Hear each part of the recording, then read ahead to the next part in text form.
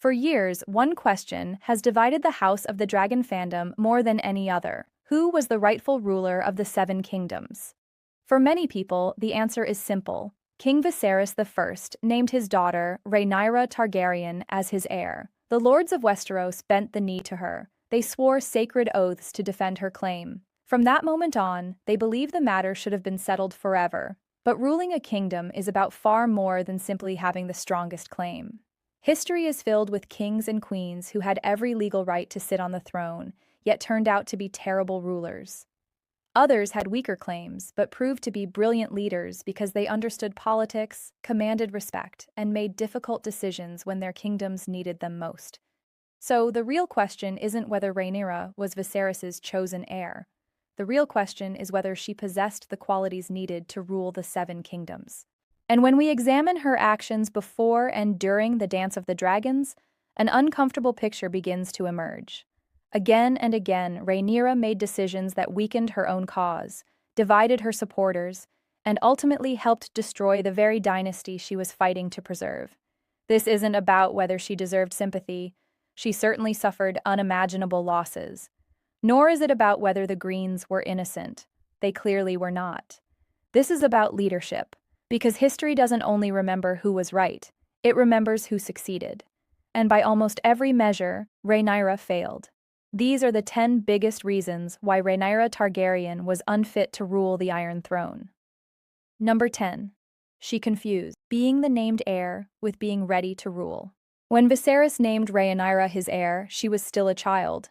At that moment, she became something Westeros had never truly accepted before, a princess expected to inherit the Iron Throne ahead of any future sons. It was a revolutionary decision. But naming someone heir is only the beginning. A future ruler must spend years building friendships with powerful houses, learning the art of negotiation, understanding the needs of ordinary people, and earning the respect of both allies and enemies. Instead, Rhaenyra often acted as though her father's declaration alone guaranteed her future. She expected the lords who had sworn to her years earlier to remain loyal forever, even after decades had passed. She underestimated how quickly politics could change. Meanwhile, the Greens never made that mistake. While Rhaenyra lived comfortably on Dragonstone for years, Alicent Hightower and Otto Hightower quietly built relationships throughout King's Landing. They placed loyal supporters in important positions. They gained influence over the court, the treasury, the city watch, and even the royal household. By the time Viserys died, the Greens already controlled the capital. They didn't gain that advantage overnight. They spent years preparing for the moment they knew would eventually come. Rhaenyra, on the other hand, seemed convinced that the promises made during her father's reign would simply carry over after his death. But in Westeros, loyalty isn't permanent. It has to be maintained. A ruler cannot simply inherit power, they must constantly reinforce it, and Rhaenyra failed to do that. By the time she realized how dangerous her enemies had become, they had already crowned Aegon II and seized control of the kingdom without drawing a single sword. That wasn't just Otto Hightower's victory. It was also one of Rhaenyra's greatest political failures. A successful ruler prepares for tomorrow long before tomorrow arrives. Rhaenyra waited until tomorrow had already become today, and by then, it was too late. Number 9. The Strong Boys Crisis destroyed confidence in the succession. Perhaps no decision damaged Rhaenyra's reputation more than the controversy surrounding her first 3 sons. Officially, Jacaerys, Lucerys, and Joffrey were the sons of Laenor Velaryon, but almost nobody actually believed that. Their appearance raised immediate questions. Unlike most Targaryens and Velaryons, they lacked the unmistakable Valyrian features that had defined both families for generations. Instead, they closely resembled Sir Harwin Strong. The resemblance became impossible for many people to ignore. Whether readers believe the accusations matter less than one simple political reality, large numbers of people inside Westeros believed those accusations were true. And perception often matters more than truth. Every kingdom depends on confidence in its line of succession. When powerful nobles begin questioning who will inherit the throne next, instability follows. Instead of addressing the growing crisis openly, Rhaenyra and Viserys attempted to silence anyone who spoke about it. People were threatened, punished, and some even lost their tongues. But fear cannot erase rumors. If anything, it makes people believe the rumors even more. The harder the crown tried to suppress the questions, the louder they became. This gave the Greens exactly the weapon they needed. Instead of arguing solely that Aegon should rule because he was male, they could also claim that Rhaenyra intended to place illegitimate children on the Iron Throne after her. That argument convinced many undecided lords. Even if they accepted Rhaenyra herself as Viserys's chosen heir, accepting her sons was a completely different matter. In politics, appearances matter. A ruler cannot afford endless uncertainty over something as important as succession. Whether fair or unfair, Rhaenyra never found a convincing solution to the greatest scandal surrounding her family, and every year that scandal grew larger. By the time the dance began, it had become one of the central arguments used against her claim. A great ruler understands that public confidence is one of the strongest weapons any monarch possesses. Once that confidence begins to crumble, reclaiming it becomes almost impossible. For Rhaenyra, that process had begun years before the first dragon ever took flight in the Dance of the Dragons. Number 8. Daemon became the sword behind her throne. Every successful ruler needs trusted advisors. But there is a difference between receiving advice and relying on someone else to carry your cause. Throughout the Dance of the Dragons, one man repeatedly emerged as the driving force behind the Black faction, Daemon Targaryen. Love him or hate him, Daemon was constantly in motion. While others debated, he acted. When allies needed reassurance, Daemon flew to meet them. When enemies threatened the Blacks, Daemon answered with decisive action. He secured Harrenhal, rallied important river lords, coordinated military strategy, and used his reputation to keep pressure on the Greens throughout the war. Even before open war began, Daemon had spent years proving himself as a commander. He led the campaign against the Triarchy in the Stepstones, earning both fame and military experience. He understood warfare. He understood fear. Most importantly, he understood that hesitation could be fatal. Rhaenyra, by contrast, often appeared reluctant to make difficult decisions. There were understandable reasons for this at times. She endured profound personal tragedies, including the loss of a child at the outbreak of the war. But from the perspective of many of her supporters, those circumstances did not change the political reality. They needed visible leadership, and too often, it was Daemon who seemed to provide it. As the conflict intensified, many of the Blacks' boldest moves bore Daemon's fingerprints. Whether one agrees with his methods or not, he projected strength. That raises an uncomfortable question. If Daemon had not been by her side, would the Black cause have survived as long as it did? If Daemon Targaryen had never supported Rhaenyra, the Dance of the Dragons might have looked very different. He wasn't just another prince standing behind her claim. He was arguably the Blacks' greatest military commander, one of their most feared dragon riders, and the man willing to do what others would not. Throughout the war, Daemon repeatedly took the initiative while Rhaenyra reacted to events around her. A queen should inspire her generals. Instead, there were many moments when it felt as though the generals, especially Daemon, were carrying the queen. Whether that perception was entirely fair is open to debate, but perception is often just as important as reality in politics. Many of Rhaenyra's victories were won because capable people around her stepped forward. The problem is that history eventually asks a simple question. Who deserves the credit? The commander who planned the victory, or the monarch who watched it unfold? A ruler cannot depend forever on stronger personalities to hold the kingdom together. Eventually, they must prove they can lead on their own. And when Daemon was no longer there, the weaknesses in Rhaenyra's leadership became much harder to ignore. Number 7. She failed to build the alliances that could have prevented the war. Every great ruler understands one lesson. Wars are often won before the first battle begins. Not with dragons, not with swords, but with friendships, marriages, diplomacy, and years of careful planning. Otto Hightower understood this perfectly. Long before Viserys died, he had quietly surrounded the king with loyal supporters. The small council gradually became filled with people sympathetic to the Green cause, and important offices fell under their influence. The royal court itself slowly became their stronghold. Meanwhile, Rhaenyra spent much of her later life away from King's Landing on Dragonstone. She had reasons for leaving. Her relationship with Alicent had completely collapsed, and the court had become increasingly hostile toward her. But regardless of the reasons, her absence created a political vacuum. Politics is a game that rewards presence. If you're not in the room, someone else is. Every day Rhaenyra spent away from court was another day her enemies strengthened their position, gained influence, and built relationships that would eventually decide the future of the realm. By the time Viserys passed away, the Greens already controlled the Red Keep. They controlled the treasury, the city watch, and communication leaving the capital. Most importantly, they controlled the first few days after the king's death.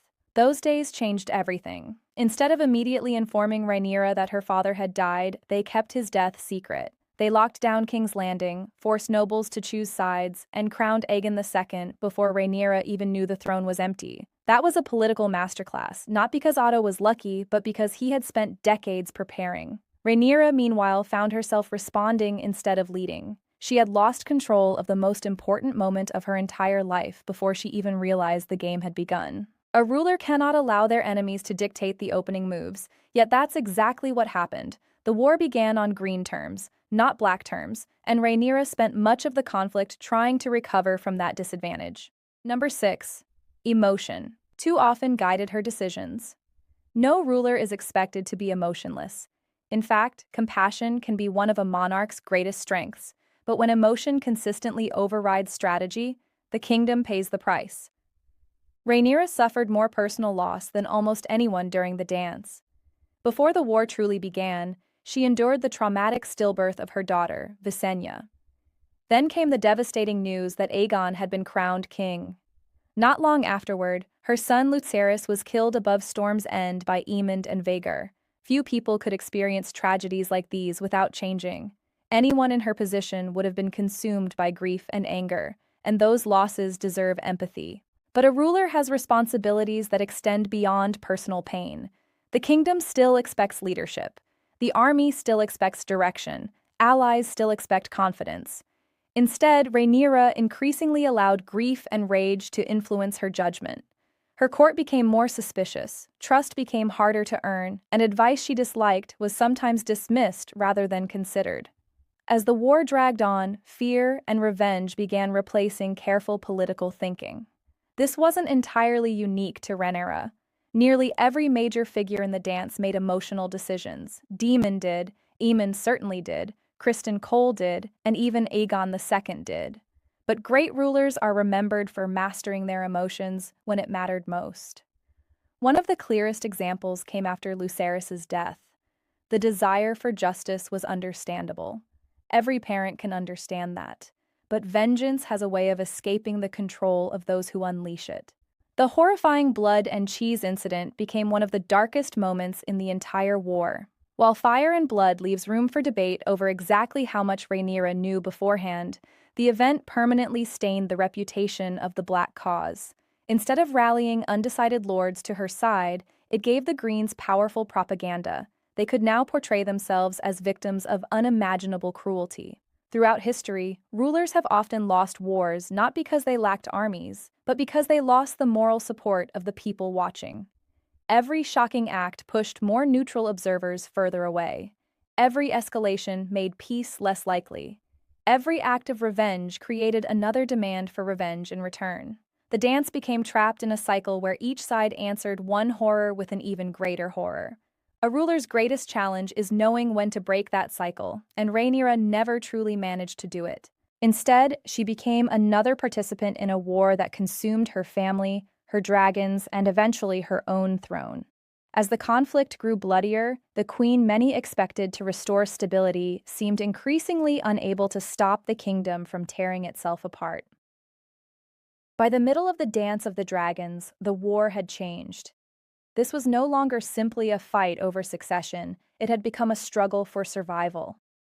Castles burned, great houses were divided, and dragons that had once symbolized the power of House Targaryen were now hunting one another from the skies. And while every leader in the war bears responsibility for the destruction, it is during this period that Rhaenyra's own abilities as a ruler faced their greatest test.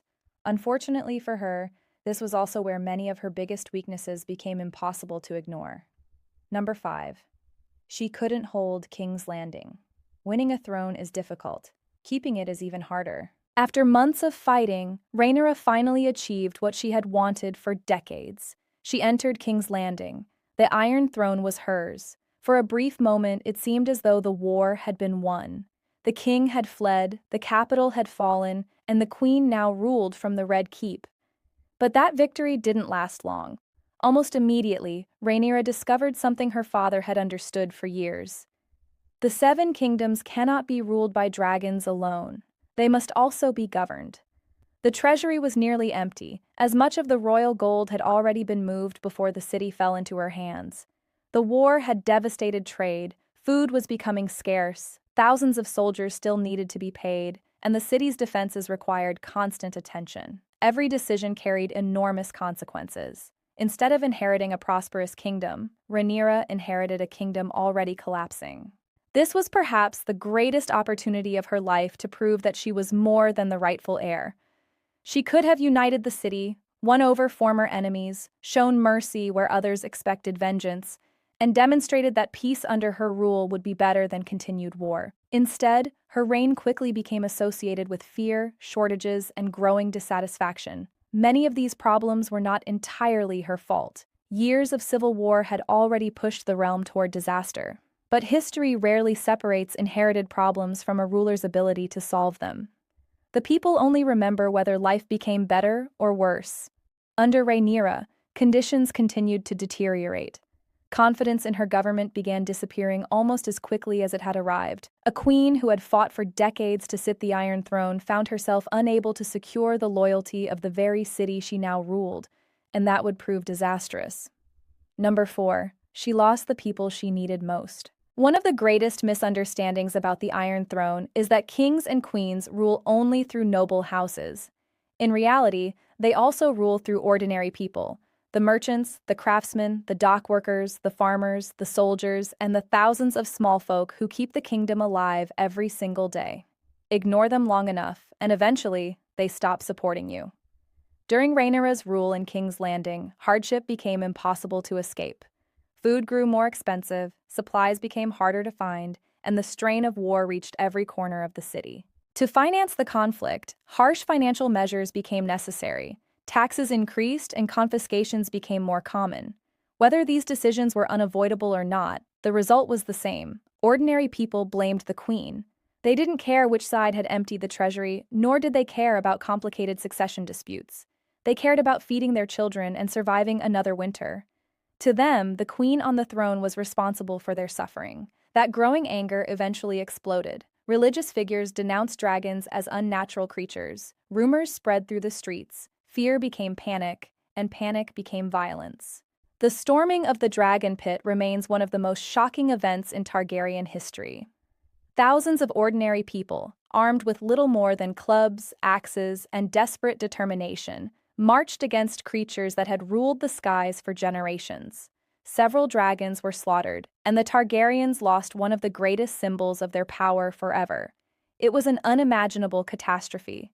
No single ruler could have predicted every detail of the riot. The city had become a powder keg after years of bloodshed, and many different factors contributed to the uprising. But great rulers are remembered for recognizing danger before it reaches that point. By the time the people openly rebelled, Rhaenyra had already lost their trust. Once a monarch loses the hearts of their own capital, their throne becomes frighteningly fragile. The Iron Throne isn't held together only by steel. It's held together by legitimacy, by confidence, and by the belief that tomorrow will be better than today. When that belief disappears, even dragons may not be enough to save a queen. For Rhaenyra, the consequences were devastating. The people she had hoped would welcome their rightful queen instead became part of the force that shattered the power of House Targaryen forever. As the city descended into chaos, Rhaenyra found herself facing a painful truth. Winning the throne had been the easy part. Actually ruling the realm was proving to be far more difficult. And worse still, some of the people who had once risked everything for her were beginning to lose faith as well. Because when victories become defeats and hope turns into disappointment, even the most loyal supporters start asking whether they chose the right ruler in the first place. By the final stages of the Dance of the Dragons, the queen who had once inspired fierce loyalty was becoming increasingly isolated. The woman who had been proclaimed the realm's delight in her youth was now surrounded by suspicion, betrayal, and fear. Some of that was inevitable.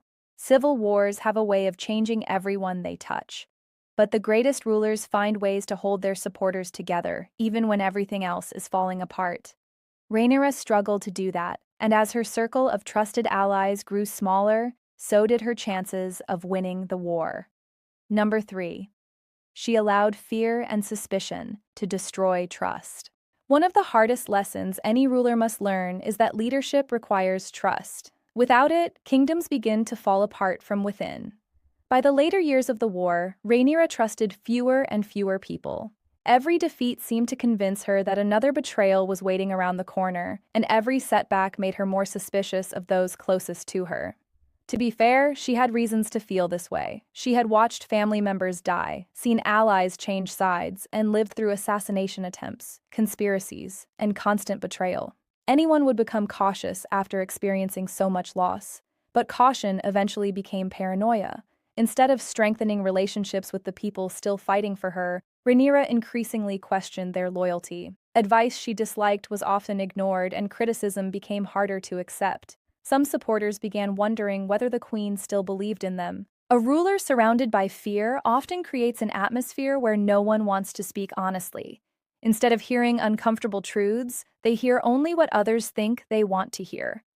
History shows how dangerous that can be. Many of the greatest kings and queens failed not because they lacked intelligence, but because no one around them felt safe enough to challenge bad decisions. As the war continued, Rhaenyra's court became increasingly divided. Men who had once risked everything for her began doubting whether their sacrifices would ever bring peace. Some remained loyal until the very end, while others quietly lost confidence.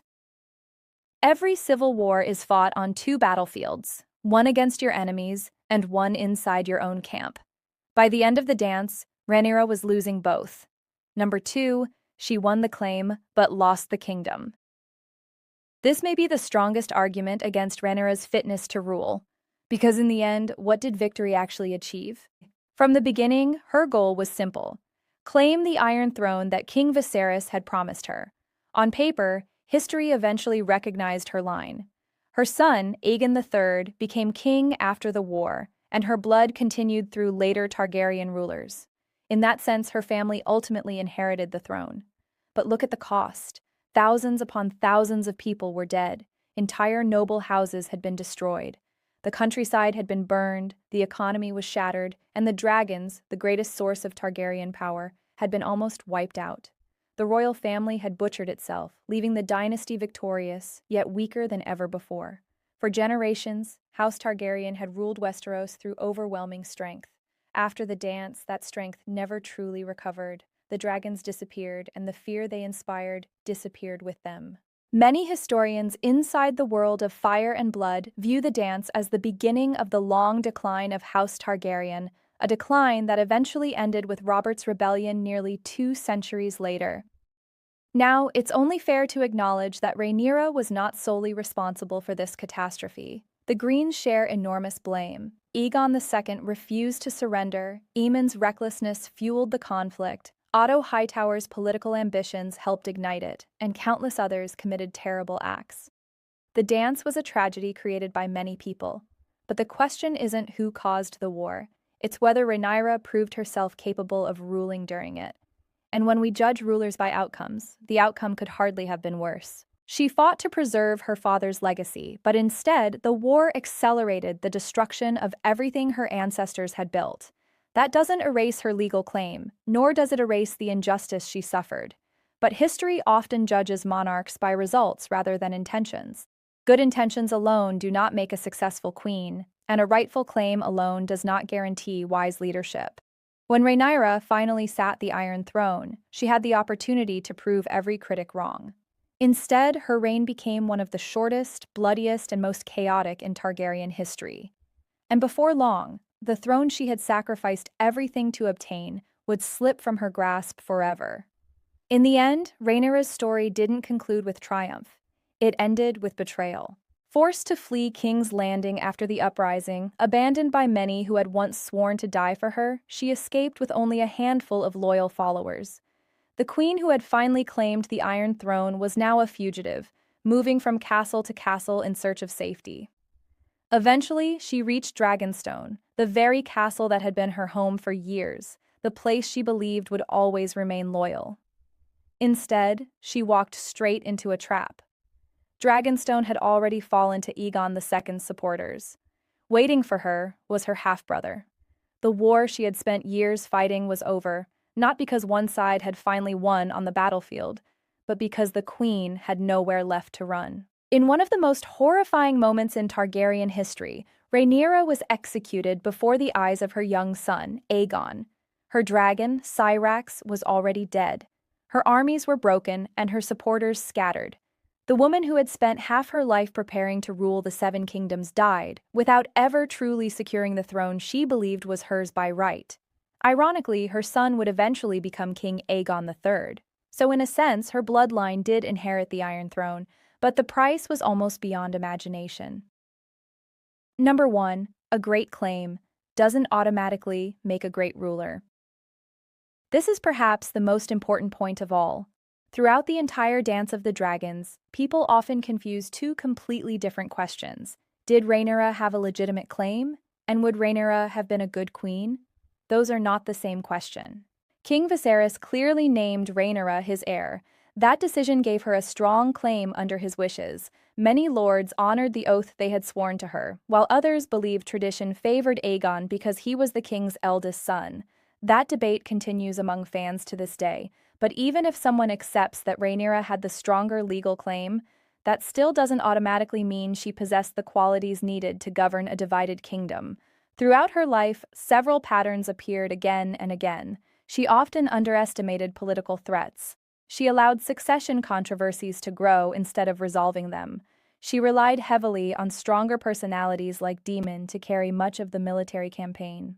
She struggled to maintain unity among her supporters.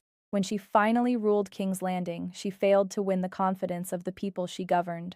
Under her reign, the capital collapsed into chaos. Again, it's only fair to recognize that many of these failures were shaped by extraordinary circumstances. She inherited a kingdom already at war, suffered devastating personal losses, and faced determined enemies who were willing to commit terrible crimes to keep power. No ruler could have emerged from the dance untouched, but history does not judge rulers only by the challenges they face. It also judges how they respond to those challenges. And when measured by results, Rhaenyra's reign was a disaster. Does this mean Aegon II was an excellent king? Not at all. He was deeply flawed, cruel, vindictive, and at times impulsive and reckless. Many of his decisions made the war even worse. Otto Hightower manipulated the succession for political gain, Aemon's aggression fueled the bloodshed, and Criston Cole helped turn a succession dispute into a full-scale civil war. The Greens carry enormous responsibility for the destruction of House Targaryen. This isn't a story of heroes defeating villains, it's a tragedy where nearly everyone failed. But this isn't asking whether the Greens were better people. It's asking whether Rhaenyra proved herself worthy of ruling Westeros. When we look beyond the question of inheritance and focus only on leadership, the answer becomes much harder to defend.